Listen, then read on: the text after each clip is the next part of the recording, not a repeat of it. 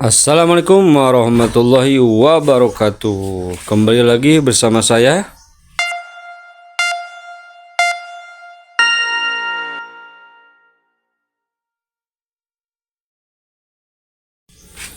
Bagaimana kabar teman-teman semua? Mudah-mudahan disehatkan lahir batinnya, dimudahkan milik rezekinya, berkah dunia dan akhiratnya. Amin. Ya Allah ya Rabbal Alamin. Di video kali ini saya akan membahas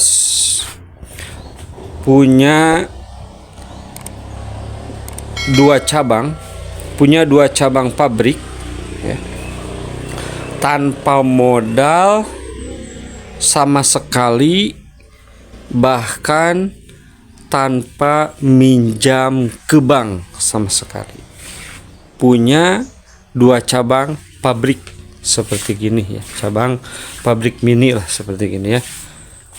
Tapi ini patut disyukuri, patut kita apresiasi.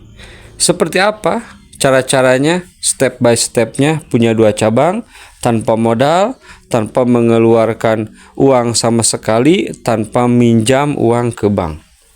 Yuk kita bahas sama-sama. Nah gini lur, ceritanya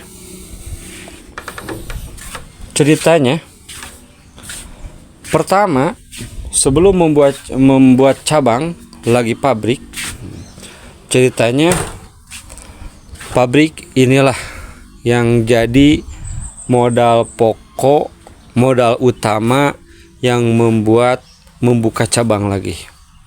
Pabrik ini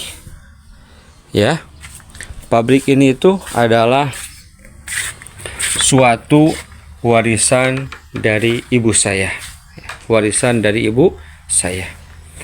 Nah inilah yang dinamakan tanpa modal, tanpa beli, tanpa meminjam uang ke bank untuk membeli pabrik ini, karena ini adalah warisan. Alhamdulillah wa syukru ala ni'amillah bi barakati umil Qur'an al-Fatihah. Nah inilah pertamanya. Nah ketika itu saya jalani dengan tekun, dengan disiplin, dengan penuh kejujuran, keamanahan. Inilah yang membuat hasilnya saya kumpulin. Ketika ada hasil, kumpulin sedikit. Alhamdulillah wa syukru ala ni'amillah, saya membuat lagi cabang, yaitu membuat pabrik lagi. Masih satu desa ya, Alhamdulillah. Nah inilah yang dinamakan usaha tanpa modal tapi punya cabang dua ya. Pertama yaitu warisan, yang kesatu adalah hasil dari warisan. Nah itulah modal utama yang tidak punya modal tapi bisa menghasilkan income, yaitu membuat dua cabang pabrik padi. Masya Allah, berkah selalu ya. Nah gitulah caranya untuk menjadi orang sukses itu. Intinya kita harus jujur dulu lah. Jadi kita kalau tidak punya modal, kita harus jujur dulu.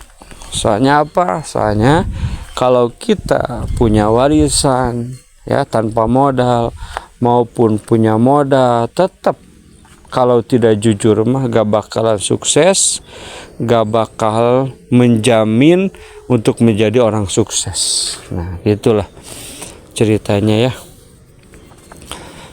Nah bagi teman-teman, pokoknya jangan berputus asa, jangan berkecil hati. Pokoknya intinya kita harus jujur dulu lah dari sekarang. Baik jujur dengan akhlak, jujur dengan bicara, jujur memanfaatkan yang nasib sekarang ini, maupun kita kerja di mana atau belum kerja, penting jujur dulu ya. Karena kejujuran kita, kebusukan hati kita bisa dilihat dari kriteria zahir. Kalau kita sering mencaci maki orang lain, menjelek-jelekan orang lain, itu tandanya hati kita busuk. Nah, hati-hati. Jadi bisa dikategorikan, bisa dicirikan, ya, bisa dipakai ciri bahwa ketika kita, ya, jangan orang lain, ketika kita sering membicarakan orang lain keburukannya, orang lain tuh gini, itu tandanya hati kita busuk. Itu ya. Gitu. Jadi kualitas hati bisa dicirikan dengan kualitas dohir. Nah, itu ya.